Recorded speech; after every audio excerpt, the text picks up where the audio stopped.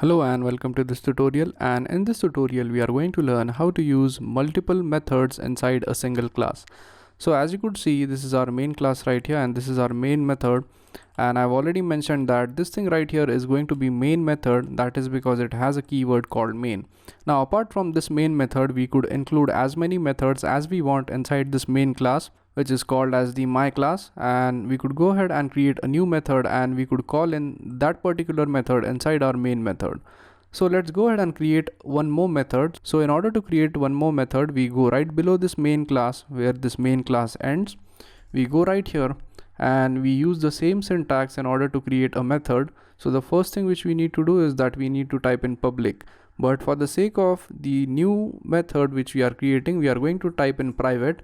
And what private means is that it is the exact opposite of public. So public means that this method is accessible to all, and what private means is that this method is only accessible to this class right here, which is called as the my class. So we type private, then we type static. After static we type in void, and void is basically the return type which mentions that this method is not going to return anything. After void we type in the method name. So let's say we want a method to display a message, so we type in the method name as, let's say, print.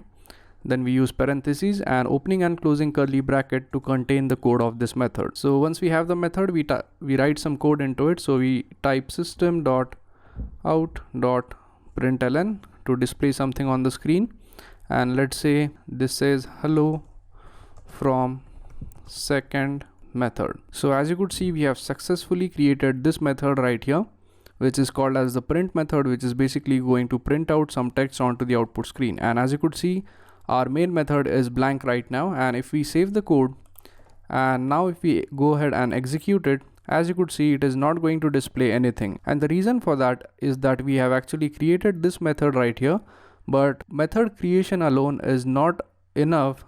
In order to execute that method, you actually need to call it. So for the main method, we never called the main method, and that is because the main method is always going to get called when we run the program. So in order to call this method right here, we use something which is called as a method call. So in order to call a method, we simply type in the method name, which is print in this case, give a parentheses and give a semicolon. And what this line of code is going to do is that it is going to call this method, and call is nothing but it is basically going to execute the code inside this method. So now once we have called this method inside our main method, we could save the code, and when we run it, as you could see, it is going to display a message as hello world from second method. So that's basically how you create multiple methods inside a single class, and you could create as many methods as you want, but the only thing which you need to take care of is that when you have created a method, you also actually need to call it. So that's it for this tutorial, and I hope you guys understood how to add multiple methods to the same class. So thank you very much for watching this tutorial, and I'll see you guys in the next tutorial. Thank you.